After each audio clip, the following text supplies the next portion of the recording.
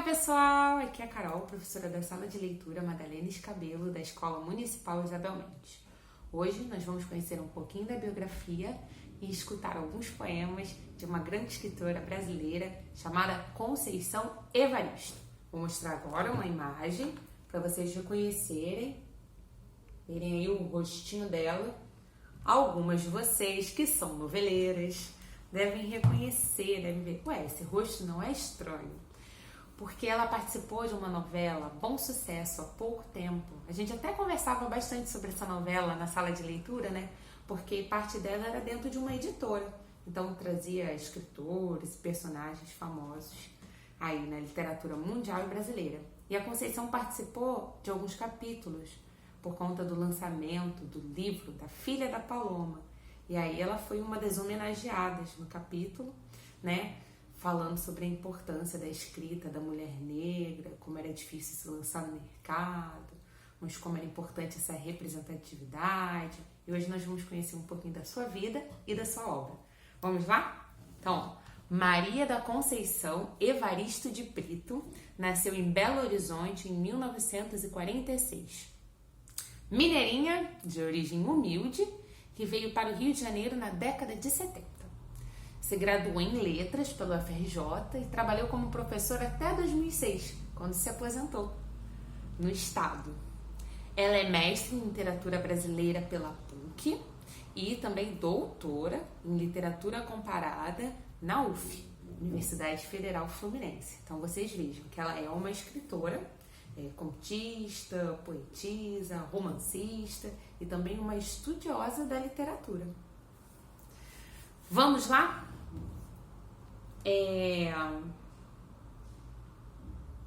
Dessa vez eu vou fazer diferente, porque eu fiz uma pesquisa na internet, quando é o caso que eu não tenho um livro, né, com a biografia da pessoa, e aí eu achei um texto muito interessante que é a autobiografia dela, resumida. Um texto que ela fez quando participou do primeiro colóquio de escritoras mineiras em Belo Horizonte em maio de 2009. Então ela leu um depoimento, a sua autobiografia nesse primeiro encontro de escritoras mineiras. E aí vai ser interessante, porque a gente vai conhecer um pouco da biografia dela e assim, dos seus próprios sentimentos sobre cada época, sobre essas vivências. Olha, Conceição Evaristo por Conceição Evaristo. Sou mineira, filha dessa cidade. Meu registro informa que nasci no dia 29 de novembro de 1946. Essa informação deve ter sido dada por minha mãe, Joana Josefina Evaristo, na hora de me registrar. Por isso, acredito ser verdadeira. Mãe, hoje, com os seus 85 anos, nunca foi mulher de mentir. Deduzo ainda que ela tenha ido sozinha fazer o meu registro. Portanto, algum documento da Santa Casa de Misericórdia de Belo Horizonte. Uma espécie de notificação indicando o nascimento de um bebê do sexo feminino, de cor parda, filho de senhora tal, que seria ela. Tive esse registro de nascimento comigo durante muito tempo. Impressionava-me, desde pequena, essa cor parda. Como seria essa tonalidade que me pertencia? Eu não atinava qual seria. Sabia sim, sempre soube que sou negra. Quanto a ela ir sozinha, ou melhor, solitária, para o cartório me registrar, é uma dedução minha tirada de alguns fatos relativos à vida do meu pai. Aliás, de meu pai conheço pouquíssimo. Em compensação, sei um pouco mais daquele que considero como sendo meu pai. Dele sei o nome todo, Aníbal Vitorino, e a profissão, pedreiro. Meu padrasto, Aníbal, quando chegou à nossa casa, minha mãe cuidava de suas 4 filhas sozinha. Maria Inês Evaristo, Maria Angélica Evaristo, Maria da Conceição Evaristo e Maria de Lourdes Evaristo. Bons tempos, o de nós meninas. Minha mãe se constituiu para mim como algo mais doce da minha infância. O que mais me importava era a sua felicidade. Um misto de desespero, culpa e impotência me assaltava quando eu percebia os sofrimentos dela. Minha mãe chorava muito. Hoje, não. Tenho uma velhice mais tranquila. Meu padrasto completou 86 anos e vive ao lado dela. Depois de 4 meninas, minha mãe teve mais 5 meninos, meus irmãos, filhos de meu padrasto. A ausência de um pai foi dirimida um pouco pela presença de meu padrasto. Mas, sem dúvida alguma, o fato de eu ter tido 2 mães suavizou muito o vazio paterno que me rondava. Aos 7 anos, fui morar com a irmã mais velha de minha mãe, minha tia Maria Filomena da Silva. Ela era casada com Antônio João da Silva, o tio Totó, viúvo de outros 2 casamentos. Não tiveram filhos. Fui morar com eles para que minha mãe tivesse uma boca a menos para alimentar. Os 2 passavam por menos necessidades. Meu tio Totó era pedreiro e minha tia Lia lavadeira como minha mãe. A oportunidade que eu tive para estudar surgiu muito da condição de vida um pouco melhor que eu desfrutava em casa dessa tia. As minhas irmãs enfrentavam dificuldades maiores. Mãe lavadeira, tia lavadeira e ainda eficientes em todos os ramos dos serviços domésticos. Cozinhar, arrumar, passar, cuidar de crianças. Também eu, desde menina, aprendi a arte de cuidar do corpo do outro. Aos 8 anos, surgiu meu primeiro emprego doméstico. Ao longo do tempo, outros foram acontecendo. Minha passagem pelas casas das patroas foi alternada por outras atividades, como levar crianças vizinhas para a escola, já que eu levava os meus irmãos. O mesmo acontecia com os deveres de casa. Ao assistir os meninos de minha casa, eu estendia essa assistência às crianças da favela, o que me rendia também uns trocadinhos. Além disso, participava com minha mãe e tia da lavagem, do apanhar e do entregar trouxas de roupas nas casas das patroas. Troquei também horas de tarefas domésticas na casa de professoras, por aulas particulares, por maior atenção na escola e principalmente pela possibilidade de ganhar livros sempre didáticos para mim, para minhas irmãs e irmãos. Conseguir algum dinheiro com o resto dos ricos, lixos depositados nos latões sobre os muros ou nas calçadas, foi um modo de sobrevivência também experimentado por nós. No final da década de 70, quando o diário de Maria Carolina de Jesus, lançado em 58, rapidamente ressurgiu, causando comoção aos leitores das classes abastadas brasileiras, nós nos sentíamos como personagens dos relatos da autora. Como Carolina Maria de Jesus, nas ruas da cidade de São Paulo, nós conhecíamos, nas de Belo Horizonte, não só o cheiro e o sabor do lixo, mas ainda o prazer do rendimento que as sobras dos ricos podiam nos ofertar. Carentes de coisas básicas para o dia a dia, os excedentes de uns, quase sempre construídos sobre a miséria dos outros, voltavam humilhantemente para as nossas mãos. Eram restos. Minha mãe leu e se identificou tanto com o quarto de despejo de Carolina que igualmente escreveu um diário, anos mais tarde. Guardo comigo esses escritos e tenho como provar, em alguma pesquisa futura, que a favela do Canindé criou uma tradição literária. Outra favelada de Belo Horizonte seguiu o caminho de uma escrita inaugurada por Carolina e escreveu também, sob a forma de diário, a miséria do cotidiano enfrentada por ela. Em minha casa, todos nós estudamos em escolas públicas. Minha mãe sempre cuidadosa e desejosa que aprendêssemos a ler, nos matriculou no Jardim de Infância Bueno Brandão e no Grupo Escolar Barão do Rio Branco, 2 escolas públicas que atendiam a uma clientela basicamente da classe alta belo-horizontina. Ela optou por nos colocar nessas escolas distantes da nossa moradia, embora houvesse outras mais perto, porque já naquela época as escolas situadas nas zonas vizinhas às comunidades pobres ofereciam um ensino diferenciado, para pior.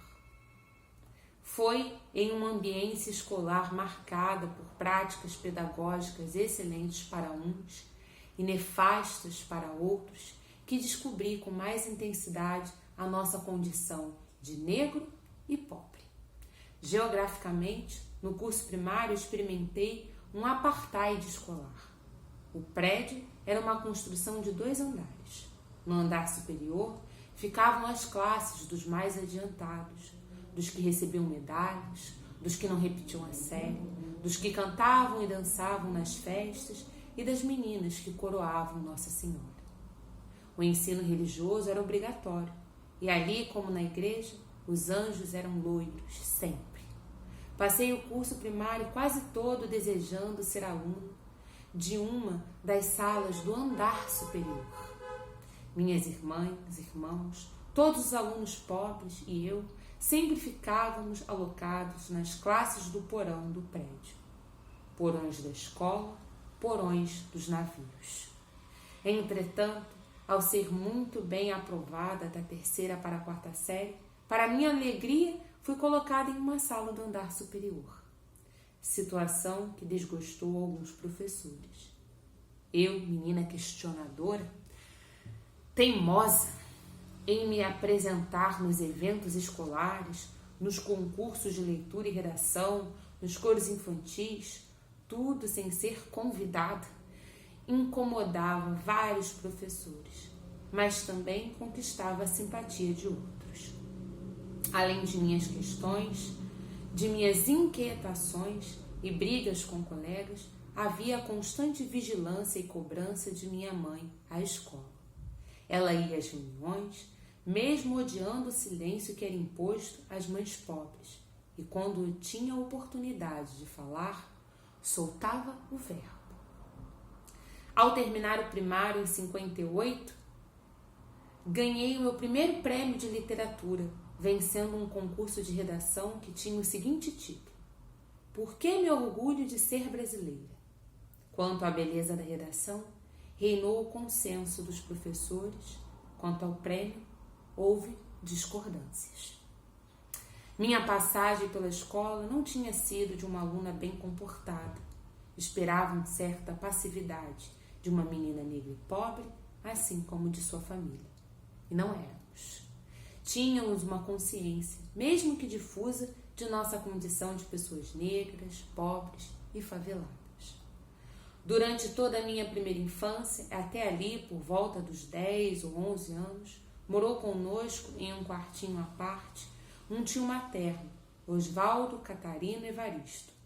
Esse meu tio havia servido a pátria, lutado na Itália na Segunda Guerra Mundial. Ao retornar ao Brasil, lhe foi oferecido um cargo de servente na Secretaria de Educação. Ao longo dos anos, ele estudou, desenvolvendo seus dons de poeta, desenhista e artista plástico. E mais do que isto, foi sempre um consciente questionador da situação do negro brasileiro.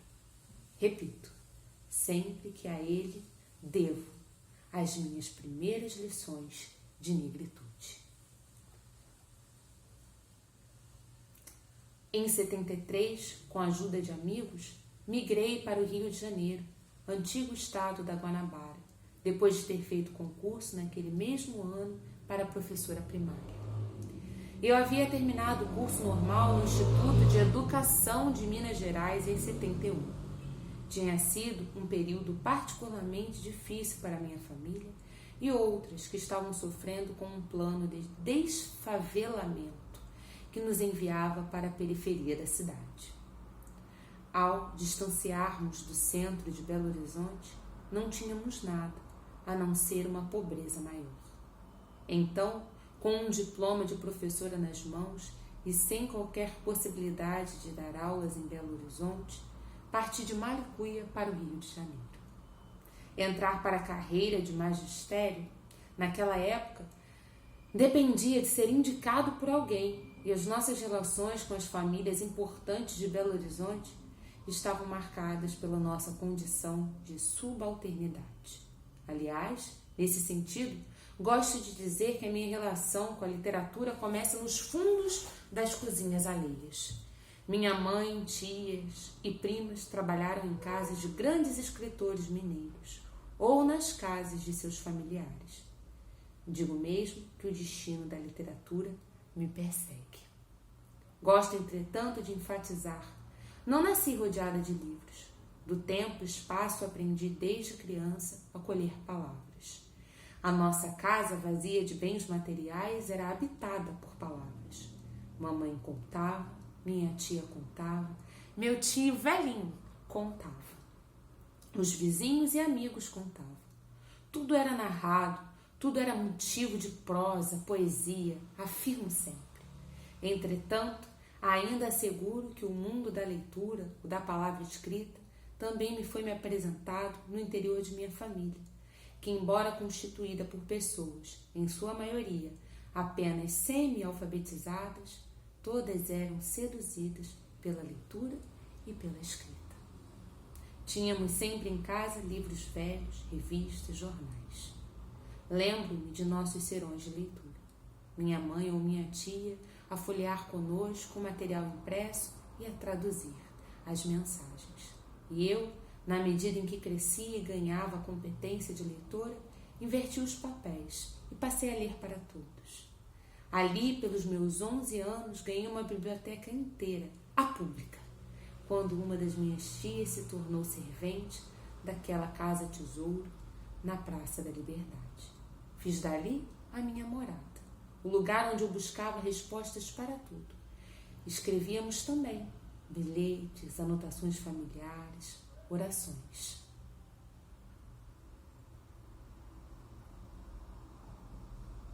E desse assuntar a vida que foi ensinado por elas, minhas tias, minha mãe, ficou essa minha mania de buscar a alma, o íntimo das coisas, de recolher os restos, os pedaços, os vestígios, pois creio que a escrita, pelo menos para mim, é o pretensioso desejo de recuperar o vivido. A escrita pode eternizar o efêmero. Nesse sentido, o que a minha memória escreveu em mim e sobre mim, mesmo que toda a paisagem externa tenha sofrido uma profunda transformação, as lembranças, mesmo que esfiapadas, sobrevivem. E na tentativa de recompor esse tecido esgarçado ao longo do tempo, escrevo. Escrevo sabendo que estou perseguindo uma sombra, um vestígio talvez. E como a memória é também vítima do esquecimento, invento. Inventei, confundi, pôs-se a vivência nos becos de minha memória. E dos becos de minha memória, imaginei, criei. Aproveitei a imagem de uma velha Rita que eu havia conhecido um dia. E ainda desses mesmos becos, posso ter tirado de lá Ana e da Venga. Quem sabe da Venga não era o primo de Negro Alírio. E por falar em becos da memória, voltei hoje de manhã à Rua Albita. Outra. Dali só reconheci a terra. Sim, a terra. O pó, o barranco sobre o qual está edificado o Mercado Cruzeiro ao final da rua. Observei que a edificação do prédio conservou na base parte do barranco sem cimentá-lo. Pude contemplar o solo, base da construção. Em um ponto qualquer daquele espaço, literalmente, está enterrado o meu umbigo. Sem que ninguém percebesse, alisei o chão e catei alguns fragmentos. Tive um desejo louco de tocar as minhas mãos com a boca. Era ali que a minha mãe desenhava o sol para chamá-lo à terra. Quando o tempo estava encharcado de chuva e as nossas latas vazias de alimento. Mas abaixo, está a escultura de 2 homens. Eles estão com os braços abertos, meio suspensos, com os gestos largos, insinuando que estão a caminhar em frente. Pensei. Se eles derem uns poucos passos, chegarão à torneira pública, em que apanhávamos água, e as lavadeiras, como minha mãe e tia, desenvolviam seus trabalhos. O pequeno monumento que foi erguido, não em memória aos antigos e primeiros da área, se chama otimismo. Não sei por que pensei em nossos mortos, em todas as pessoas que viveram ali, e agradeci à vida o momento que estou vivendo agora. Impliquei com o nome dado à escultura e fiquei curiosa. Qual seria o motivo daquela estátua? E por que o nome otimismo? Outros nomes e sentidos me vieram à mente. Um deles insiste: resistência, resistência, resistência. Então, escrevo, deponho, um depoimento em que as imagens se confundem. Um eu agora a punchar, um eu menina pelas ruas de Belo Horizonte. E como a escrita e o viver se confundem. Sigo eu nessa escrevivência a lembrar de algo que escrevi recentemente.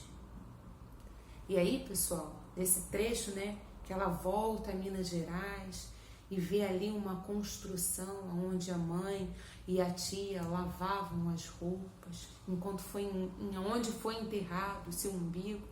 Ela vai lembrando também de personagens que foram criados a partir de pessoas que realmente existiram.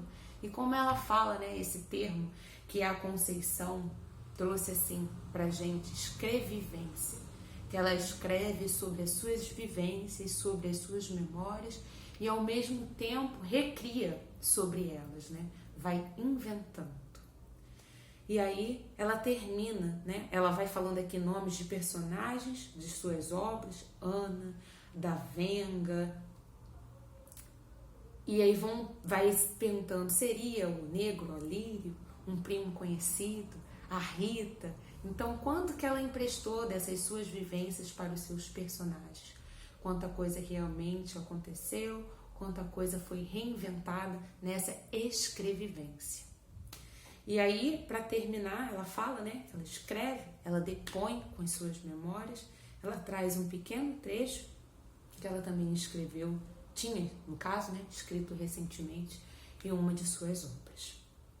O olho do sol batia sobre as roupas estendidas no varal e mamãe sorria feliz.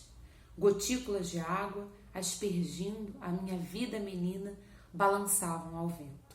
Pequenas lágrimas dos lençóis, pedrinhas azuis, pedaços de anil, fiapos de nuvens solitárias caídas do céu, eram encontradas ao redor das bacias e tinas das lavagens de roupa. Tudo me causava uma comoção maior. A poesia me visitava e eu nem sabia. E olha que lindo, esse foi o depoimento, a fala dela nesse colóquio de escritoras mineiras, que ela conta um pouco da sua história. Antes eu já tinha falado para vocês, que ela foi professora, trabalhou como professora até 2006, que é mestra, é doutora em literatura, que é contista, que é poetisa, e ela fala, desse momento dela na escola, da falta da literatura durante a sua formação, mas que ela destaca a falta da literatura escrita, mas que ela sempre ouvia muitas histórias que a sua mãe, suas tias, todos narravam, todos tinham o que contar.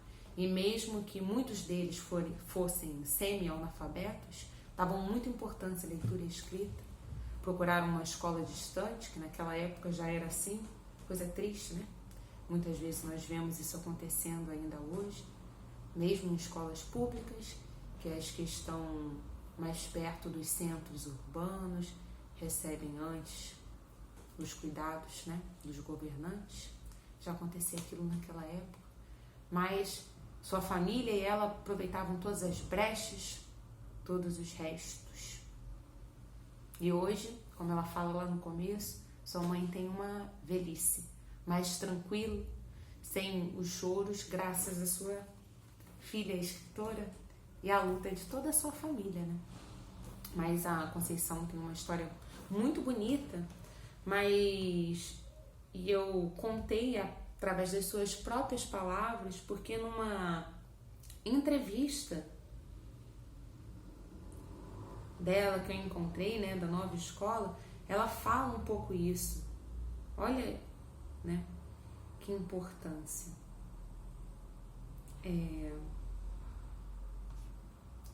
Só um instante, pessoal.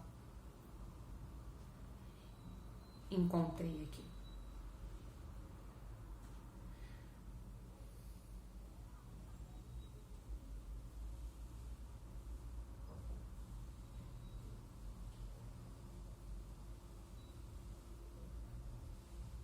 Não leiam só a minha biografia, leiam meus textos. Antes de lerem nossos textos, já fazem um pré-julgamento ou dizem que a autoria negra é uma autoria de militância. Mas é preciso conhecer os textos. Peço muito para as pessoas que não leiam apenas biografia, porque ela é importante, sim, porque ela contamina o meu texto. Mas, por favor, leiam o meu texto. O racismo que permeia as instituições brasileiras é muito cruel. Estão no imaginário do brasileiro. Algumas competências para o sujeito negro. Acredita-se que ele saiba dançar, cantar e, principalmente no caso das mulheres, cozinhar. Mas as competências intelectuais, principalmente as literárias, não. Quando se trata da literatura, talvez porque ela use o maior bem simbólico da nação, que é a língua, essa escrita negra não é acreditada. Então, eu quis falar da sua biografia através da sua própria palavra, dos seus próprios, sentimentos, para respeitar esse pedido dela de não falar só da biografia, mas de ler os seus escritos. Então, ela mesma falando sobre o que é essa sua escrevivência, sobre o que foi a sua vida, do que são os seus personagens, do que move a sua escrita.